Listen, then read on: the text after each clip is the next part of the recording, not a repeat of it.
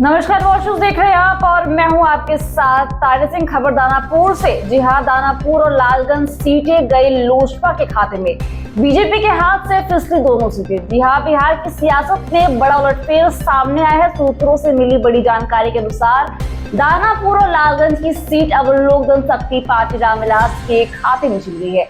ये दोनों सीटें अब तक भारतीय जनता पार्टी के प्रभाव वाले क्षेत्र मानी जाती थी, लेकिन सीट बंटवारे के बाद बीजेपी को इन दोनों सीटों से हाथ धोना पड़ा है। जी हां, राजनीतिक हलकों में इस फैसले के बाद से हलचल तेज हो गई है। बताया जा रहा है कि लोजपा रामविलास इन सीटों पर अपने मजबूत उम्मीदवार उतारने की तैयारी में। संभावित नामों में रामकृपाल यादव और अभिमन्यु यादव के नाम सबसे आगे चल रहे हैं। दोनों ही नेता अपने अपने क्षेत्र में मजबूत पकड़ और जनसंपर्क के लिए जाने जाते हैं। बता दें कि दानापुर सीट पर अब तक बीजेपी का दबदबा रहा है, लेकिन सीट बंटवारे के इस नए समीकरण ने राजनीतिक समीकरण पूरी तरह बदल दिए हैं। वहीं लालगंज सीट पर भी नए सिरे से सियासी रणनीति बन रही है। अगर लोजपा इन दोनों सीटों पर दमदार उम्मीदवार उतारती है तो एनडीए के अंदर भी समीकरण बदल सकते हैं। बीजेपी के कार्यकर्ताओं में इस फैसले को लेकर राजनीति भी देखी जा रही है, जबकि लोजपा खेमे में खुशी की लहर दौड़ पड़ी है।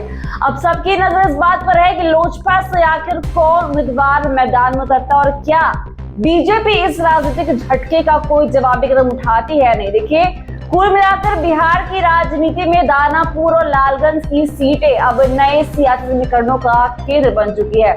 बता दें कि बिहार की सियासत में एक बड़ा उलटफेर सामने आया है। सूत्रों से मिली जानकारी के अनुसार दानापुर और लालगंज की सीट अब लोक जनशक्ति पार्टी रामविलास के खाते में चली गई है। बड़ी खबर दानापुर से आ रही है। दोनों सीटें अब तक भारतीय जनता पार्टी यानी कि बीजेपी के प्रभाव वाले क्षेत्र मानी जाती थी, लेकिन सीट बंटवारे के बाद बीजेपी को इन दोनों सीटों से हाथ धोना पड़ा है। राजनीतिक हलकों में इस फैसले के बाद हलचल तेज हो गई है और बताया जा रहा है कि लोजपा रामविलास इन सीटों पर अपने मजबूत उम्मीदवार उतारने की तैयारी में है।